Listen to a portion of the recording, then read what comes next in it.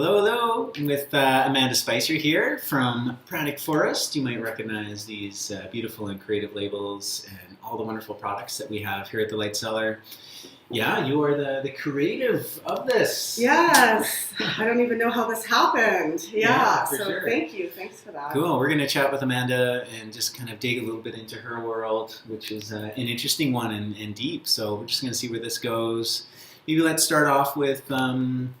you just listed off a huge long list of titles. I asked Amanda, Right. I was like, Jeff, I have a title. How should I describe your work? And there was a number of things that came up. So Totally eclectic. Yeah. So I think maybe if I just give a background of how I even got involved in any of this. Totally. So I did grow up, I've heard you use the word sort of growing up ideally with, proper nutrition and whatnot. Definitely part of my history. Yeah. Right. Oh, I good. was so lucky to have that. Yeah. And because I have such a different racial background, my mother was Irish and Dutch, but she traveled all through Latin America. My dad's Costa Rican, Black, and Chinese, and I'm part Native American as well. So we kind of had this really eclectic way of eating.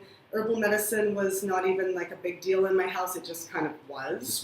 Just was. I don't think I've gone many days in my life without eating an avocado. Like I eat one every single day. I did just have one this morning. Right. And good I also food, eat food. dark chocolate every day. So yeah, it was just sort of so there was an emphasis though on special, handmade, artistry. I come from a small village in Quebec, just along the American border, where I could best describe it as a cross between Banff and Salt Spring Island or something, some little artsy town on the west coast. It would sort of have that, but very European. Yeah. I am multilingual. I do speak 3 languages, French, English, and then Spanish. Really, please don't come up and speak Spanish to me. Poco. Poquito español. Entiendo muchos español. So I understand it all, but I speak a little bit of it. So, but French, I'm completely bilingual. Yeah. So the town I'm from is, it's Irish and Scottish, but a lot of French as well, and it just made for a really eclectic way to bring to grow and to grow plants and to be out in the woods and in the forest, and that was where my comfort zone was more in the forest. Right. I grew up in a mystical family with no real particular religion. Very psychic family, lots of psychic mediums in my family. That was passed down to me as well and nurtured, I'd say, from like an early age. So I tend to have a pretty grounded approach to those types of things, and I don't belong to or subscribe to really any sort of particular state of being, just sort of a very permeable reality bubble. Yeah. With that nature connection. That's right. Yeah, I was similar. Like nature was our church. That's right. I never even gave it that term, and yes. And it was interesting. I was listening to a talk of a young woman whose mother is also kind of into the intuitive, like psychic realms, and I think one of the biggest challenges, I think it can be very normal, right? Oh, totally. Yeah. Totally. And I think that's sort of what I've sort of done is I've taken, whether it's working with herbs or whether it's working with beauty, which was a history. I mean, I've been a hairstylist and esthetician since I was about 18. I'm in my 40s now. So, I mean, for a long time, and I sort of have taken the mundane and just brought it to more of a 5D reality and changed the vibration of what I was doing, therefore changing what I was working with, and no toxins and things like that. But honestly, that's sort of what I'm seeing right now in the studio, or everybody's awakening to the new vibrations and new parts to themselves, but it's not very grounded. And so I would just say, going into the woods just really pulls that energy down, and you just realize how normal it is to be in that state of being. You don't have to wear a burlap sack and never wash your hair, never brush your teeth, and smoke a lot of dope to be spiritual. Definitely not. I pretty much have a normal life, but it's completely abnormal. So at the same time, it's so true. It can really, literally all start with that plant connection. Totally. It did. It absolutely did. I just remember even getting a sore throat, and my father was huge on ginger, and huge on plants that I hadn't even really heard of, but that was, sort of jungle medicine. And, he is from Costa Rica. And so that was in there. It was just like a part of it. And it wasn't really odd. We had a lot of fresh garlic all the time. That was, my mother always cooked with fresh garlic.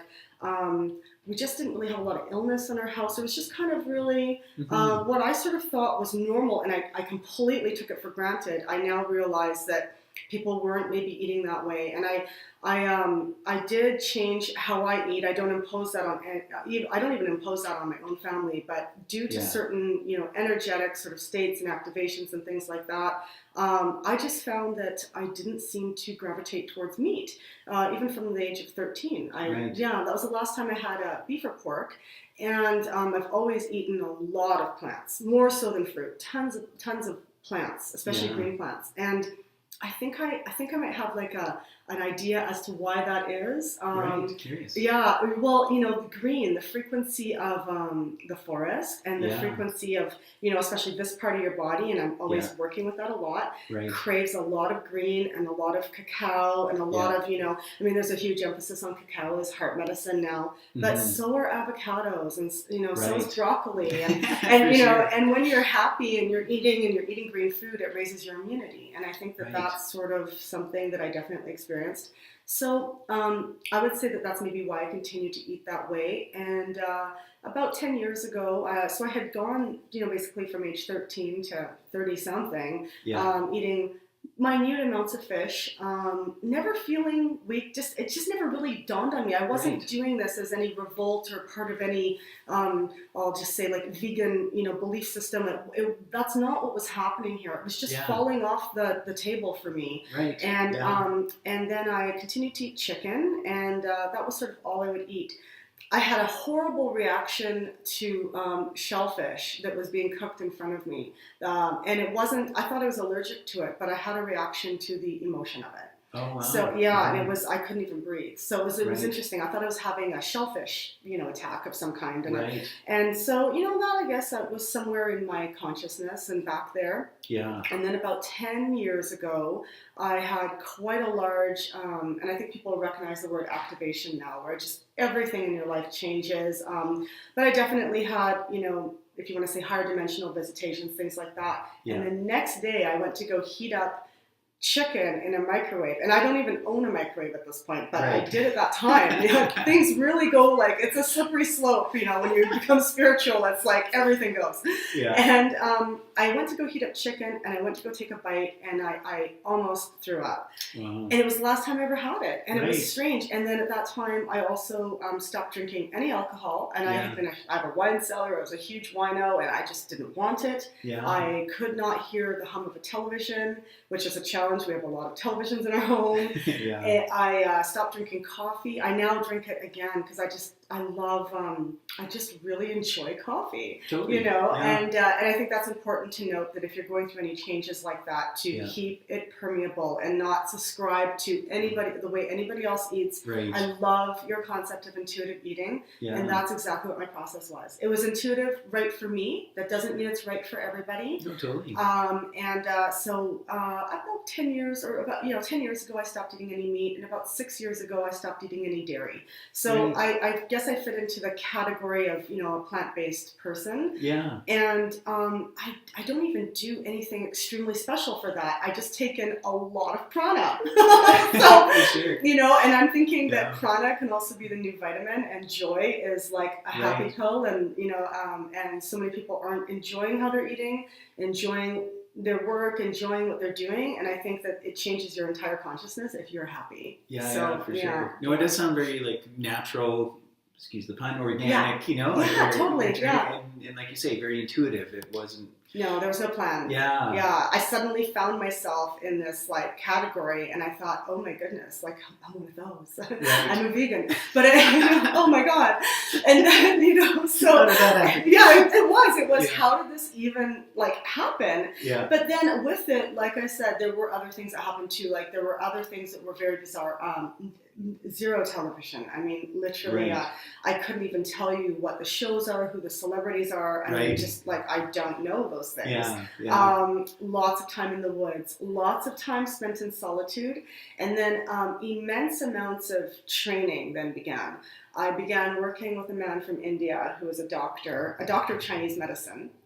Who had been a pranic healer for 20-some years and had been healing in India at a sports clinic or something. And he moved here sort of just kind of at the right time, and I began training with him in his basement. And those were some of the first, although I had been doing healing and things like that for many years, and but there was no real on switch or teachings. There was no formal teaching of anything. It just was that I was from a family that was mystical, and it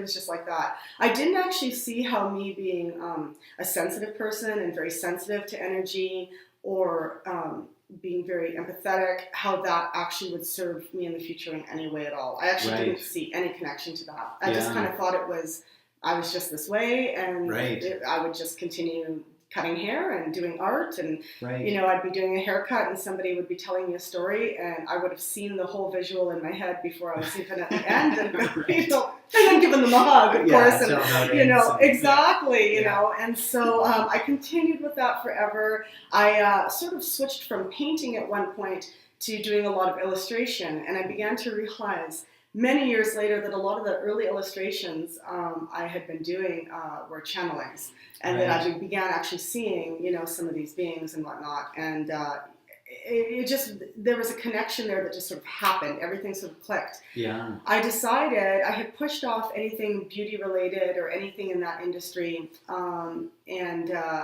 didn't do it for a long time. We had moved to Calgary, and I just thought, well, that's an old chapter of my life. Right, for sure. Never thought it would return. I began pranic healing, and of course I had studied many other different energetic modalities, like tons of them, and was now also beginning to study herbalism. Right. And it was going to be light fare. I was just going to take a few courses. I was really interested, and I didn't know I was going to go like all the way with it. Right. And so I did that. I was healing in my studio. People were coming in for that. And I was bored. Right. I found it extremely boring. I was, just sort of I had gone from working on people's skin and on their hair and actually having like a physical, something or other, to now I'm just laying my hands over them. And miracles were happening, but I was extremely bored. Right, appreciate it. It's fairly mundane. It was pretty mundane. It had become like, there's gotta, I don't know what my shelf life is for doing it this way. And then I thought, I'm going to do something super bold and really like gutsy, and somebody came in one time, and I said, well, why don't I can I just give you a bit of a facial? And I'm sure they were thinking, this is weird, right. But and then I began to realize that this was now becoming something, and so I sort of started doing that. Yeah. I waited quite a long time to have an instructor from Spain come out to teach me the Vietnamese acupressure. Right. So then I became certified in that, which is known as Dine Chan. Okay. So, I was also now channeling through. I had already been taught how to do these pranic facials as well. So I had been doing some of that. I work with crystals. I do teach crystal healing. I do different things. I work with crystal sound, all those things. So as a part of a master herbalist diploma through the Wild Rose College, they've changed it now, but at the time, you also had to study reflexology. Right. So I also now had seen that the people I was working on were so activated through their heads that I was getting emails that said, I haven't slept in 4 days since I've seen you. Right. I feel like I'm on crack, and I have had a migraine for 2 days.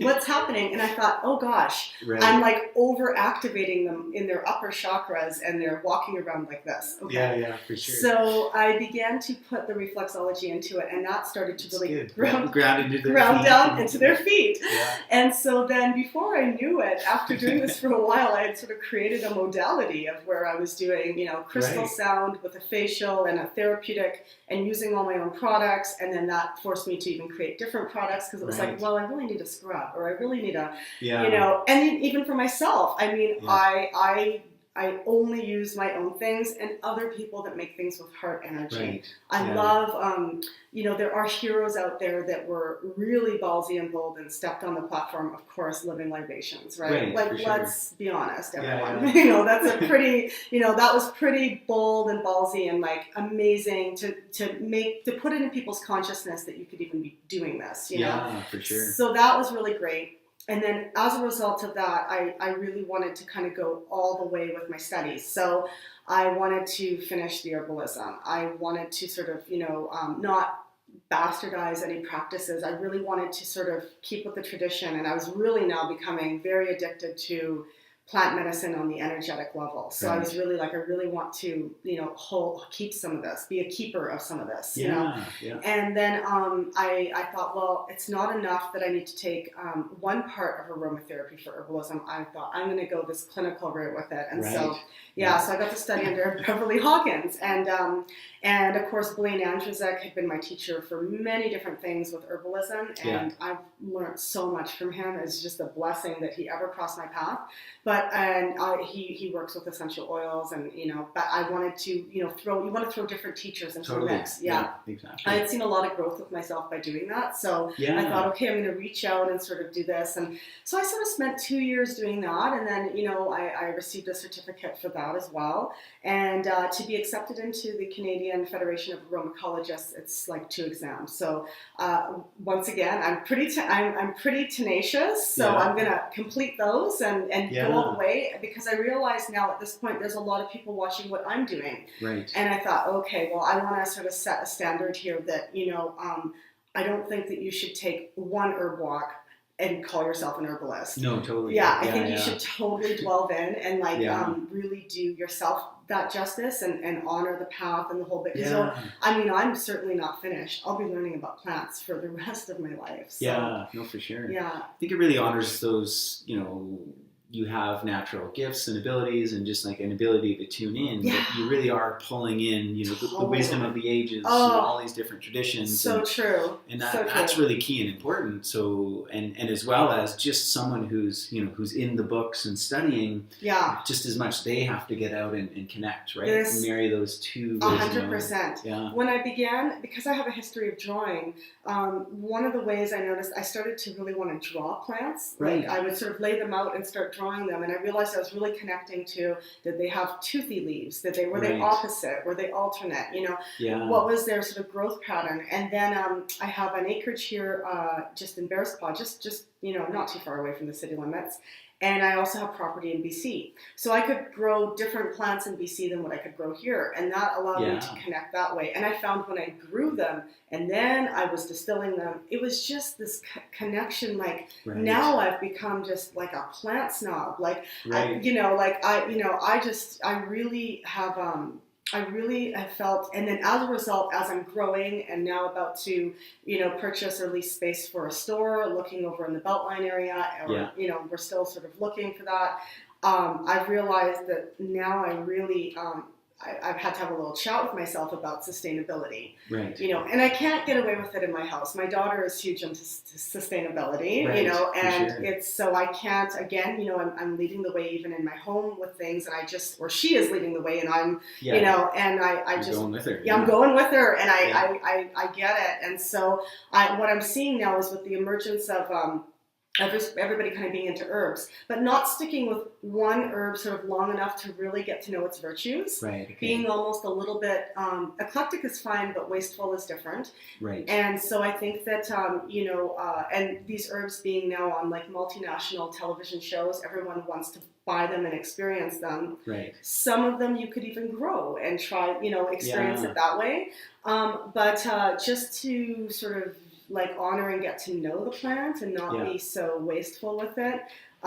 So I'm wanting to actually have, it doesn't have to be large, but at least to grow plants on, 2 to 3 acres out on the West Coast eventually. So that's sort of the future of where I'm going, that I could maybe be processing, bottling, and packaging all of my own things out on the West Coast, and still have, a shop here and whatnot, and continue to do the work that I'm doing here, but I'm so called to the water. Right. I'm called to that water. It's calling my name. The mountains called me, and now the water's calling me. Yeah. So at some point, this little crab's got to go. For sure. So, Well, I think there's a real kind of lesson in a thread.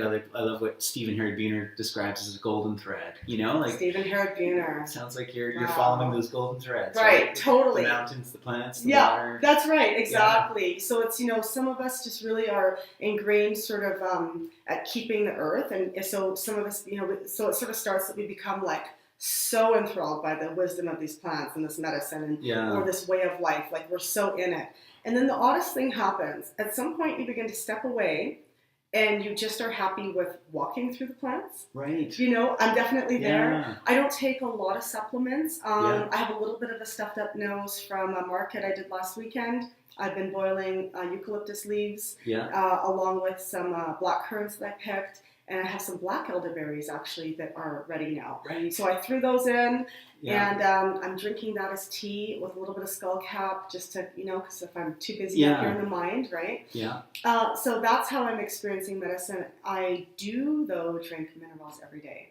Right. Yeah, but I'm also just eating, like, I mean, an avocado. Like, I mean, It's good fats. Oh my God! Like, it's just, Yeah. and the whole, like, not a half, like the whole The whole thing, thing, the whole absolutely, thing, for sure. the whole thing. With you'd be so happy. Fermented kraut sriracha. Oh, Yeah. nice. Yeah. I don't even know where my husband picked it up, but it was delicious, and I'm just going for it. I saw Yeah. it, and I, you know, and that's my breakfast. Oh, that's good. It's a very Latino way to have breakfast, but it's a hot thing right now, and I encourage everyone to go for it. It's, definitely really great. Cool. Yeah. I'm curious. What we've talked a lot about, kind of your approach to herbalism, and I love it. You know, and Thank I you. love to share that as well. And what advice do you have for someone that's you know, maybe just getting into herbs, has Right. experience, you know, playing with Yes. teas, and Yes. maybe they've even made their own Yes. tincture, but wanting to kind of walk Right. this path and get Right. a little deeper. Okay, well, I'll start with this story. I was doing that before I'd ever studied any herbalism. I'm a gardener, like, I mean, the whole family. There is nothing else to do in rural Quebec, okay? Right. Everything grows, but there's nothing else around, and so everybody is just the best gardener that you've ever seen. Like, it's Right. just amazing. Oh, cool. So you know, long lineage of gardening and seeing where food comes from and whatnot, and actually, I had been. I started making elderberry syrup, and it was such a good syrup. Yeah. And I was really adding, like, I mean, there was burdock root in the syrup, okay? Because, Right. like, you know, so I was taking a little bit of knowledge I had. You know, I hadn't gone to any school yet or anything like that, and so I ended up actually going into Planet Organic in varsity, Yeah. and there was, now I had just done an online course with floral essences through the Body Mind Institute. Right. Okay. So of course I recognized Terry Willard, and I thought, oh my God, it's him, Yeah. you know. And I was so thrilled about this course. Of course, I'd been practicing energy work for a long time, and I was like, this is amazing. Yeah. I'm going to go and stalk him. Right. So I ran up to him, and he was clearly in a hurry, which didn't matter to me, like, at all. And and if he ever sees this, he's going to think back to many years ago, and he'll go, oh yeah. Right. And I I proceeded to accost him in Planet Organic with my amazing recipe for elderberry syrup. Right. Pure ego, brown ego coming up, like in the store. And he was so sweet. He said, well, that sounds amazing, he said, and there's nothing better than elderberries. He was so gracious, honestly. Like, so gracious. So, and he said, but if you're really interested, he said, you know, we have courses for that. Maybe you'd want to enroll. And I thought, I'm just so busy. I don't know. You know, it doesn't really. You already got elderberry syrup down. That's right, exactly. I might as well just take some herbal courses. And it was so funny because part of me was like, I don't really need the training. You know, also, like, I come from this lineage. Right, I'm already part Chinese, like, and I think I've just got this in my bones. So, For sure. you know, I had that strange sort of thing come over me where it was like, I don't think so. Yeah. And I enrolled in one, and then enrolled in another one, and before you knew it, I was going for it, and then it became sort of through the middle of it, there was this huge resurgence of herbalism. Also, thank goodness for your store, because now everybody that was suffering any ailment was having garlic tea with onions, and then herbs that I was buying from the shop, and then, you know what I mean? So that was the beginning of it, and, you know, and you had all the things that I would need to start off. So thank you for that. I think there's a million people out there that would say thank you, you know, for real. For sure. Yeah, because that's, to have that resource, you know, when, you know, you're reading about an herb, and then you can just go down the next day without, you know, and just pick it up and experience it. Which is the first step, right? That's the first step, totally, It's like, totally. you know, it's like, great, go to the health food store. Then that next step is like, does it grow around here? Right. You know, like, and then it's like, should I just walk past it and talk to it? Right? So, yeah, and it goes through all these levels. Just like we're many levels of being, there's many levels of being to a plant and how to experience it. Yeah. And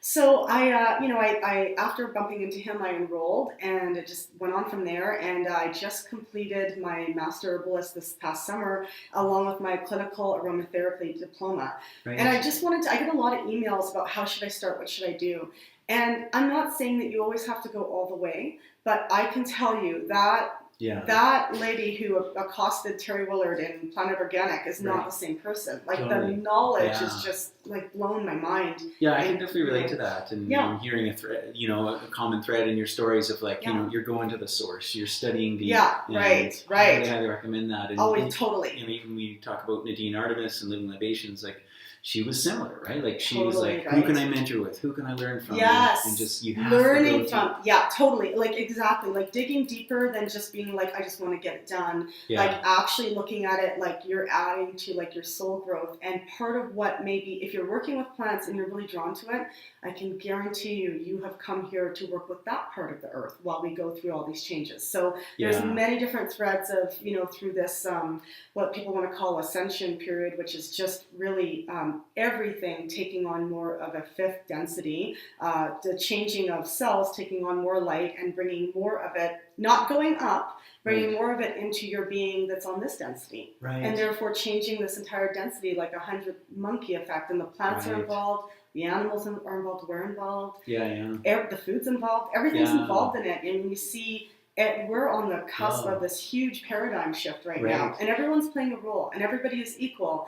But if you really want to really make a change, if you go all the way with whatever part of this thread that you're on, whatever role you're playing, you will change things. And so it came naturally to me to work with energy and to work with beauty.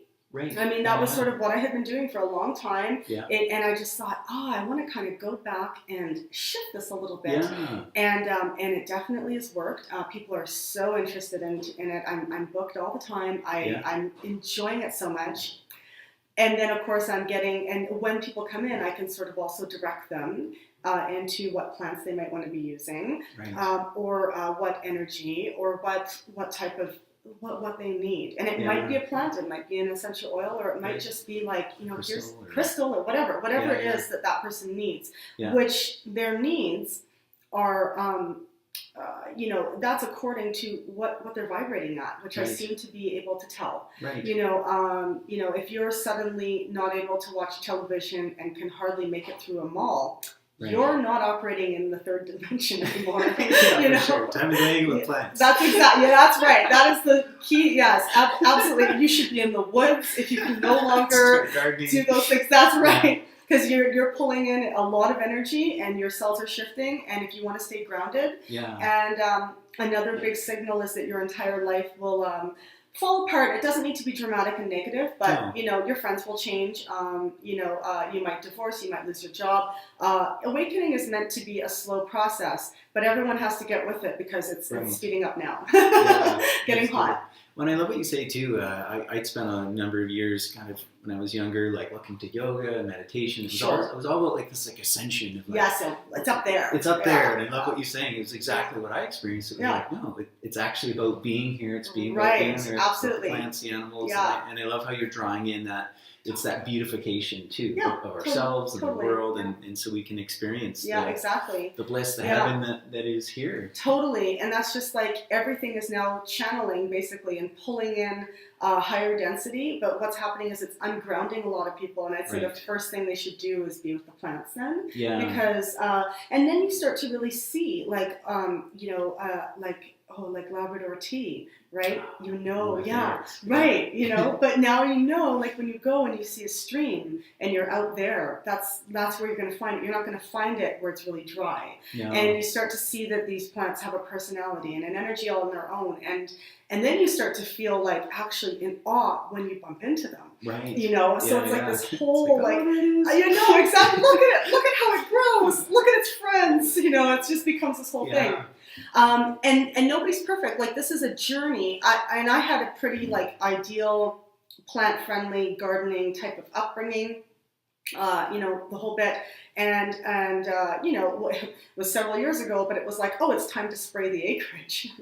Isn't that awful? Right. Yeah. Right? Oh, terrible. Like Yeah. horrendous. And I'll tell you, I had an experience with that. I had been starting to really grapple with it. Like, I don't think that I should be doing that. This is just terrible. You know, and I had dandelions everywhere, which are a gift, right? But, you know, I mean, you weren't seeing it at that time. I wasn't seeing it at that time. Yeah. And I went to bed, and like I often do, had like this massive experience, and I saw my yard, and it was like I was awake walking through it, and these little light beings were stepping outside of the stem of the dandelion, and they were all talking to me in a panic. Wow. I canceled it. That was the last time I ever sprayed. Right. Was that, you know, but it shouldn't take that like a light being has to Right. jump out of a dandelion and ask you not to kill them to awaken to that, right? But that's an experience I had. So I have a lot of like, I have read many books. I've had many teachers, but a lot of the route that I've taken has been just through my own experience, and a lot of it has been led spiritually, without being any part of any. I'm not.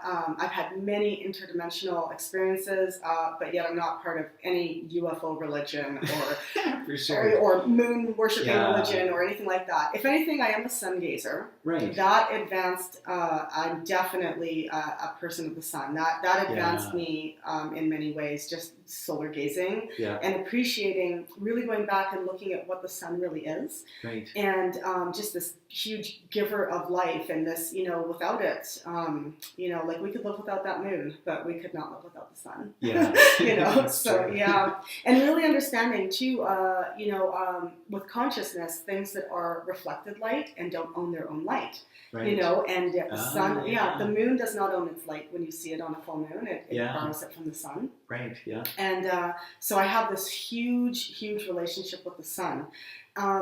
I think that on a psychic, sort of spiritual, you know, cosmic consciousness level, the sun probably initially opened up a lot of doors for me. Right. Yeah, and if people are interested more in that, there is a book. It's called Downloads from the Nine.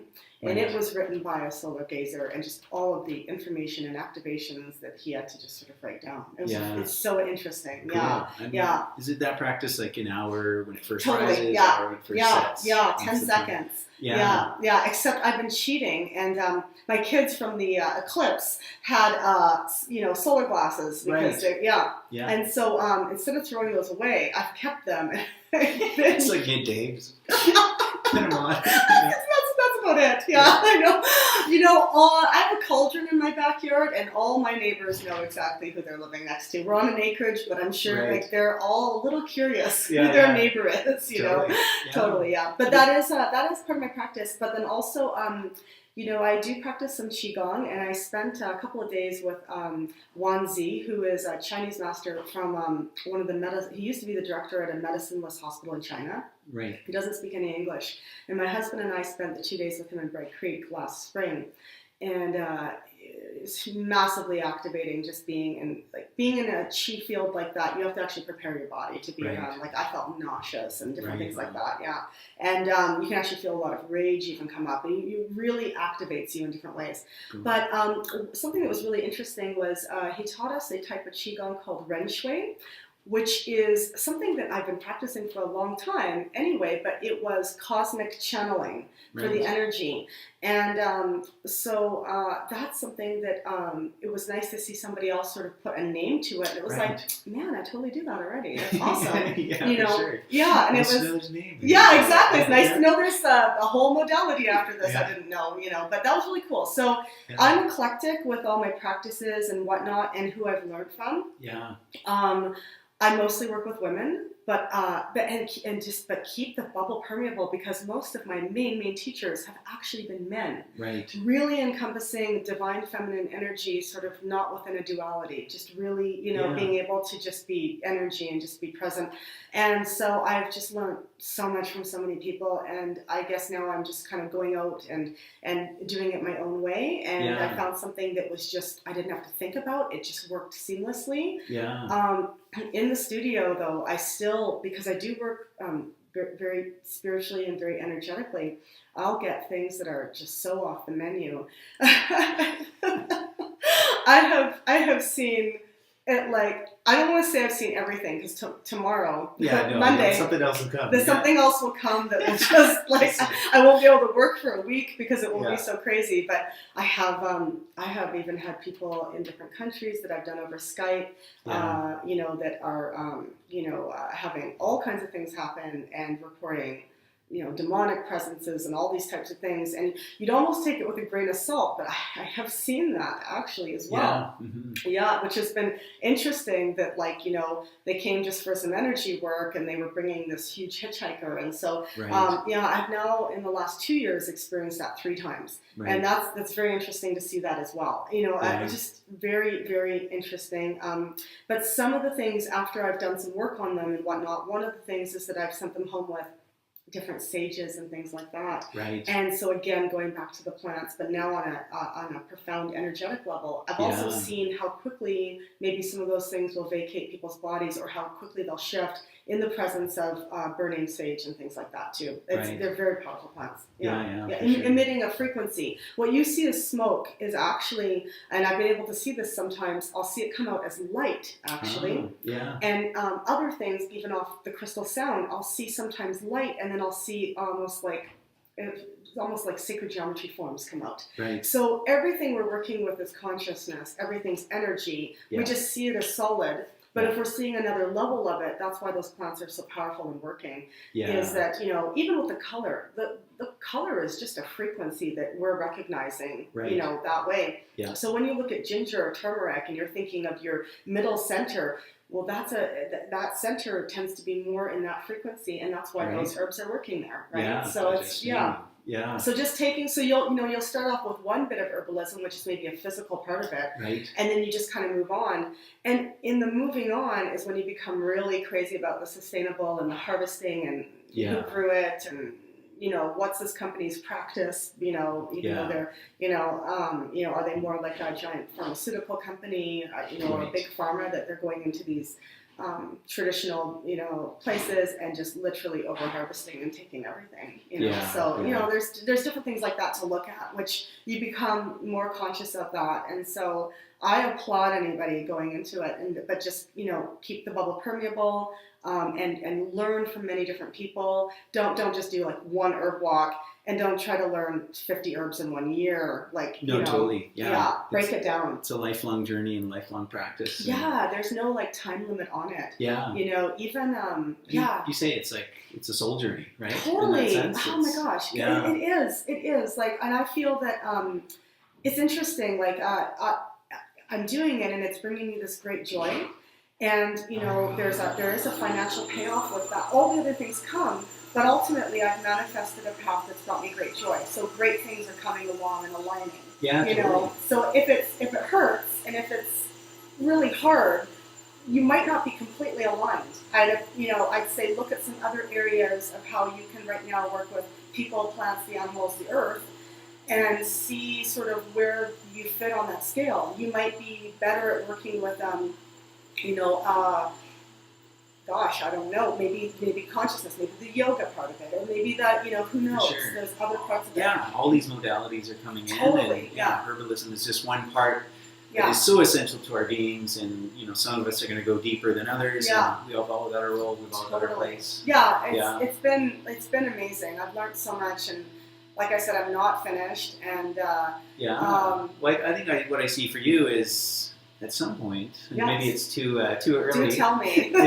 is teaching. You're that's so. Be that teacher, right? Yeah, you're not wrong. I've totally been, and it's really funny because somebody said that to me a couple of years ago. Like, you should teach, and I said, oh no. I don't want to teach it. I don't really have that kind of patience, you know. It's a lot of people, like, you know.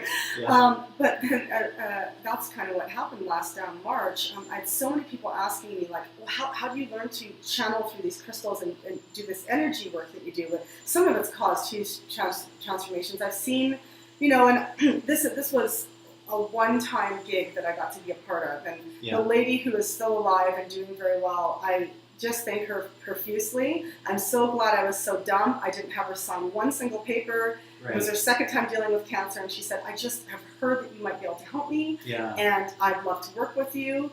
And I just said, of course. Yeah. Some of it might have been ego-driven, like I want to see what happens here, but on just doing, and this was terminal cancer, and just doing the herbs and energy work, and she's cancer-free. Right. Yeah, and so I got to be a part of that process. I've since gotten to be a part of that process a couple of times now, but in her case, there was no chemotherapy or anything else involved. Right.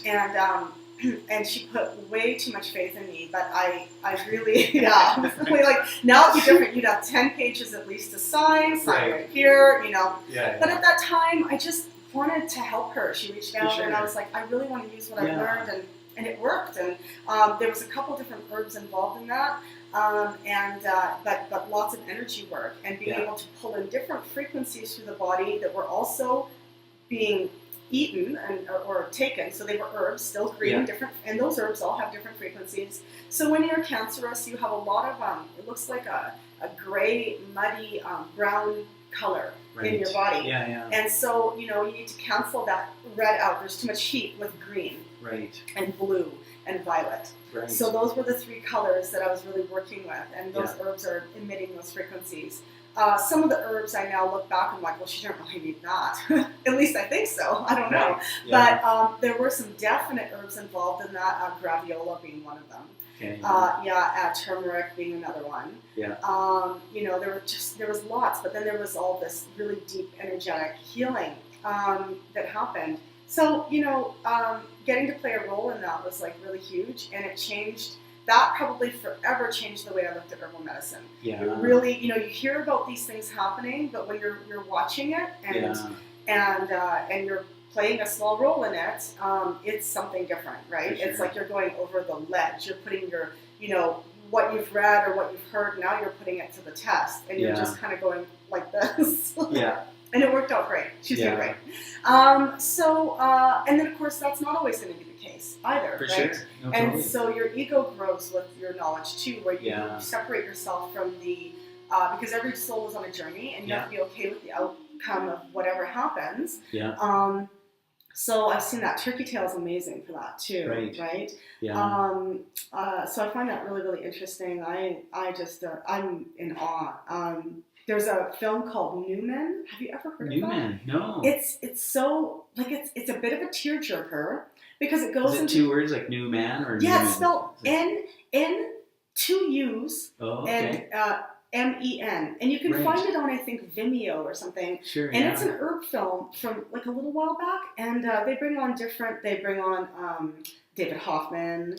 I think they also have Stephen Herbuno on there. They bring on some different people sort of talking about and different ends of it, and and I definitely think it's like a special film that herb people should see. Because like you'll understand what everyone's talking about. Like it grabs your heart and you just go. You're just led there. You don't even like it's just not even a question. It just becomes your whole world, right? Oh, that's cool. So it's been great. Cool, right on. Well, I'll post a link for that down below, and we also want to let people know how they can connect with you. Okay, well, so currently my studio is out on my acreage in Bearspaw, which is a beautiful place to do energy work and the facials and everything. It's great. Often people like to go through my garden, which most of the plants I'm working with tend to grow more out in BC, or if I'm wildcrafting, that's where I'm doing it. But I definitely can grow some things in my greenhouse that are interesting as well. Currently growing Schizonopeta tenuifolia, which is Japanese catmint. It smells divine, but it's like so different. It's in the mint family. Growing in the greenhouse, I'll try out different things here and there. I tried patchouli, that did not work. Didn't work. No, it didn't work. But from seed, I was able to grow Chinese motherwort. Oh wow! Which looks completely different from our other motherwort. So watching that grow, watching some Japanese wasabi kind of start to, like that's going to take a whole nother year. I have a huge love for rhodiola. That's sort of like if somebody says, exactly. And I think that that's interesting too. A lot of times I find the plants that I can connect with the most tend to be the ones that are growing, not so much what I'm bringing in. And that's also why I love Salt Spring Island, because some of these other plants, from afar will grow there. And I've gotten to see some neat things growing on Salt Spring Island. My property in BC is actually in the Okanagan, which is super hot, super dry. I'm hugely addicted, and now have been bringing in French lavender. Okay. Right. So yeah, like no, I'm not fancy at all. I'm like Right. so eclectic. You can have Artemisia, or you can have.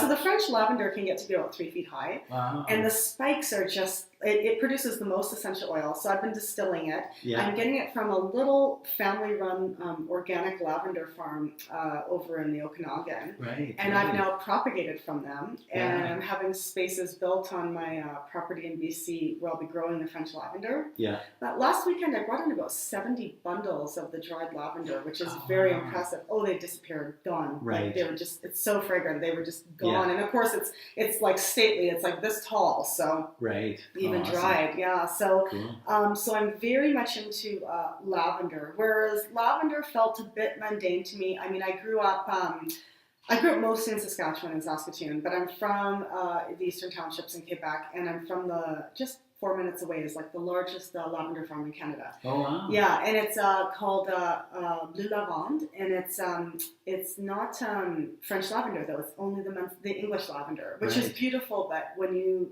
then see the Grosso French lavender, your eyes pop and you go, what is that? What is that? Like some kind of sage? Like this is so crazy. And it's lavender and it's just so fragrant. So so that's on my hit list for now growing. Yeah. I grow a lot of comfrey. Right.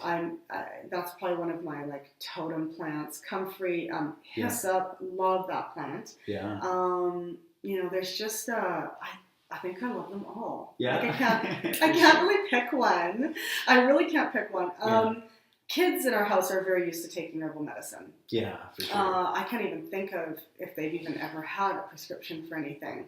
But you'll love that they're also big on probiotics too. So they do take a daily probiotic, and it's just so few and far between that they're ever sick. Ever, so knock on wood. But so that's been really good. I think it's gut health is very important. Totally. Herbs are very important. I don't think that it's a great idea to, start taking like a million different herbs at once. I know when you first awaken to it, everyone's like, "Oh my god, I need like all this, gonna try that, all of them." Yeah, it's like just kind of take one and see what happens and experiment with it. For sure.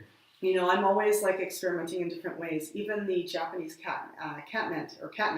I know that catnip is quite a narcotic, and for cats, it's a whole different thing, but I thought I would put some and make some tea, and I thought I'd use a whole bunch of it. Right. And I'm like 2 nights in a row, it knocked me completely out, where I was almost felt like I was, just completely out of it and had to go to bed. Yeah. I don't even know that that's on its list of things it's usually used for. Right. But that's what it did for me. Yeah. That's an interesting point. I've definitely heard other herbalists say, even Buhner, to bring him up again. Yeah. There's what they say in the book, right? And then there's really your own experience with it. Yeah, that's true. Yeah, that's true. And don't be afraid to kind of like, well, it's not in the book, so therefore, that's right, exactly. Yeah, like I don't think it's much more dynamic than that. Right, like with me, it was like you're gonna go to sleep like this minute, like barely make it to the bed and just like crash, So that was my experience with that. Another one that I've never known to really be. I did find one little bit of information on it that maybe indicated that, but was wild ginger. Okay. So I thought I would collect some wild ginger near a stream in the Okanagan. Yeah. And I was sort of fascinated because like the stalk, you break it and it smells like ginger. It has a gingery taste. The leaves are just like a quilted mattress. They're so thick and just the imprint is so deep. And I was fascinated. And then of course it has a prehistoric flower that you don't find on those plants anymore. Right. And so you sort of now are really down in the ground looking and witnessing this flower that's just hasn't changed, where most things have evolved. And so it's kind of interesting, so connecting on it that way. And I thought, well, of course I'm going to make some ginger lemon cough drops out of this. Right. And so I did that, and I chopped up so much of it, and I brewed it down, and I had some of those cough drops, and I think I poisoned myself a bit. Right. Yeah. So I definitely felt like it was very narcotic. So that's something I'm discovering is a lot of these plants, when I ingest them, they make me very sleepy. Right. Okay. So, and I don't know why, but like you said, it might not be on the book, but Right. maybe for me, Yeah. that's what's happening. But well, then something I haven't explored a lot because I'm still at my stage really into the physical, and then of course there's the energetic components of plants. Oh, I think you're definitely at the energetic component of it. You know, you're just hosting a place now where everyone else can experience it. You're holding space for that, holding a lot of space for all the plant people to come and learn. Yeah. Right. So you're way beyond the physical level of like plant intelligence for sure. Right. Yeah, definitely. But you know what I mean? Like if you get like a flower essence or something like that, right? They can have different properties and different.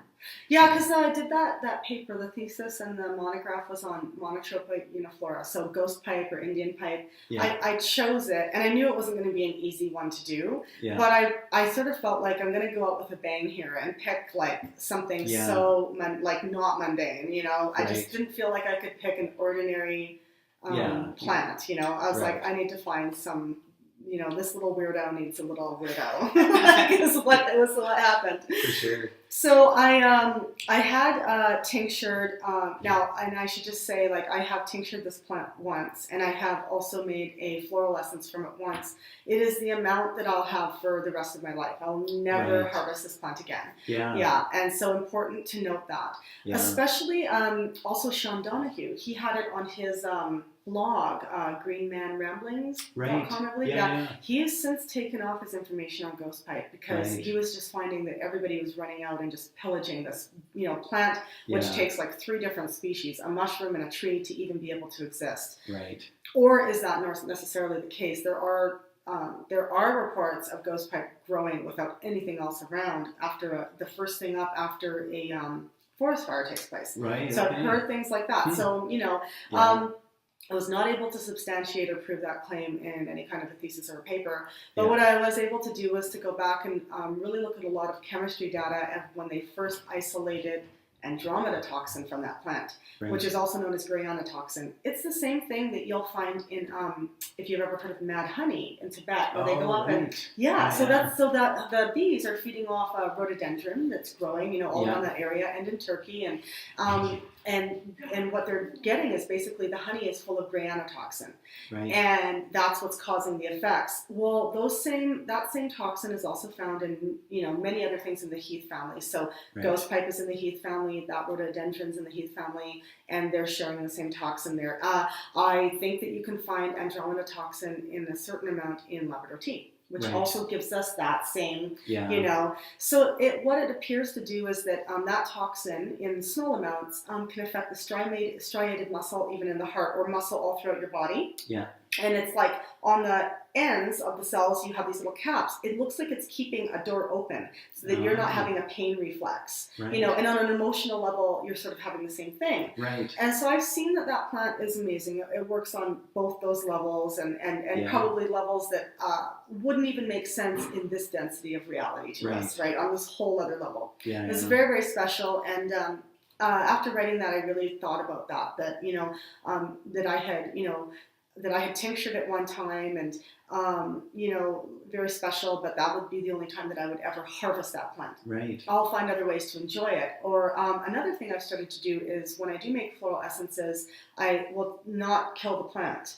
Right. I'll use it when it's living, right? Yeah. So that's something that I've done as well. And there is a difference with that as well. So I'm just like completely passionately in love with our Canadian plants. You know? It's awesome. I appreciate that. I mean, there's often this romanticism of like, oh, herbs from far and wide, which are great and wonderful, but we have so much that are right here.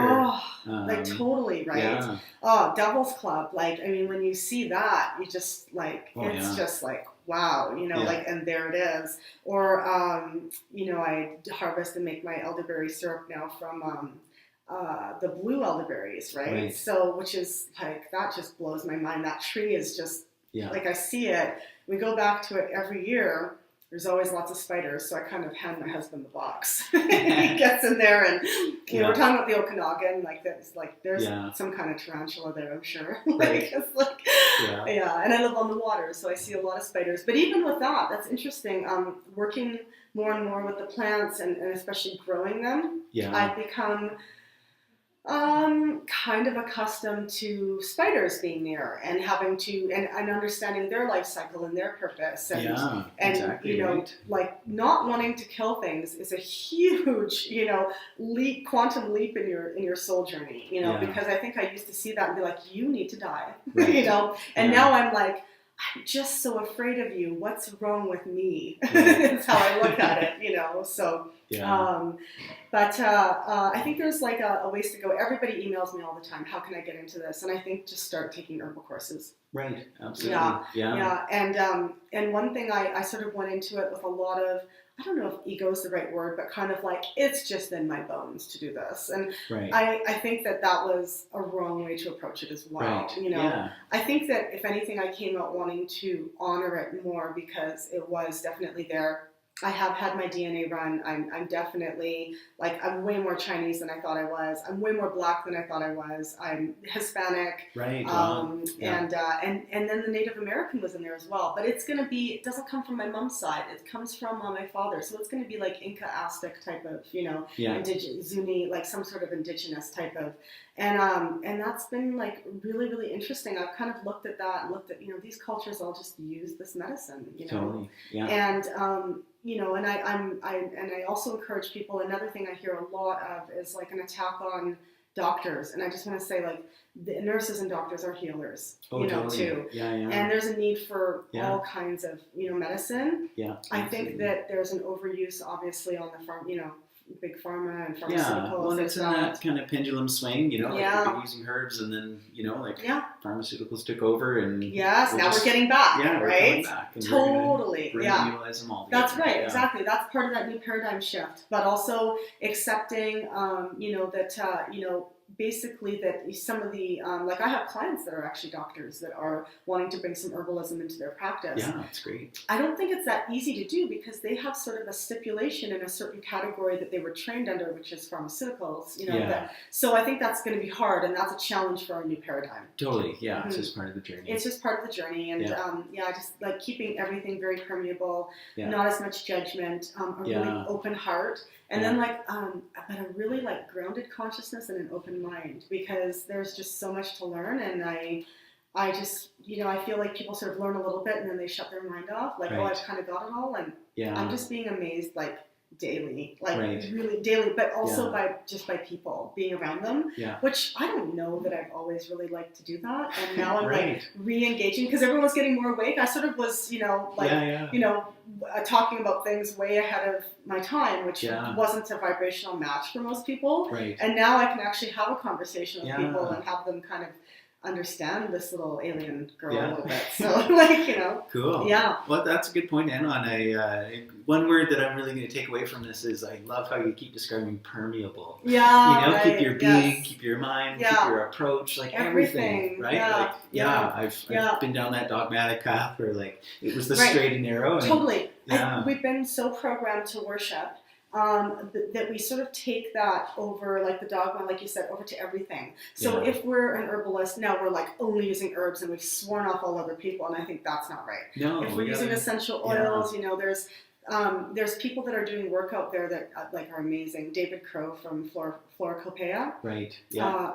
That's just like, those are people that are really at the energetic level of plants, and they're just taking like one drop. I have some Rose Otto on the way from Turkey, and I think I'm pretty much gonna like put that on an altar somewhere, just like one drop. I don't even know if I can really crack. Somebody else will have to open the bottle for me because it's $1 million. Yes, and then appreciating how many roses went into making that Rose Otto. So loving that, and reading is really great. I think that meditating, and that doesn't have to look like what you think it does. Right. Going for a beautiful walk in nature and connecting, that is meditation. Connecting with your heart. Yeah, even that's as you're right. running to catch a plane. Oh, whatever, right? Whatever the case might be. Anytime, anywhere. And using whatever gifts you already have to connect with the natural world in that way. For me, a lot of plants I've gotten to know, like I want to draw them almost, and I Right. do. So I do a lot of Yeah, drawing. when you mentioned that's a meditation itself, and Totally. it's a way to be with the plant. You're Yeah. observing it in a different way, Yeah. and sure, there's that physical. Okay, it's got serrated leaves, and it's this, Sure. and it's that, but, Sure. but there's a deeper connection going on at the same time. Oh, for anybody that took botany Yeah. with Blaine with me, they know that I was like, what? I just want to cheat. You know, the botany is important, but I Right. was sort of like, no, I could spot that plant out of anywhere just because I could recognize the energetics of it. So I was looking at things differently. Yeah. And because of that, learning in a textbook sort of way was a challenge for me. So I wanted to push myself to finish because it is totally a different way than how I've experienced life or how I've learned anything. So yeah, I'm doing it, but you know, Right on. yeah. Cool. Well, this has been certainly fun, insightful, inspirational. Loved having you on. Thank you, Malcolm. Yeah, just got so much from this conversation. If anything stuck out for you, you got a comment, got a question, post it down below, absolutely, and make sure come out, check out some of Pranic Forest, some of her products. If you love the energy that's going on here, they've been beautifully captured here. Thank you. Yeah, the art, the creativity, everything. It's in there. Yeah, for sure. Yeah, it'll always have to remain small because of that. Thank you. Sure. All right.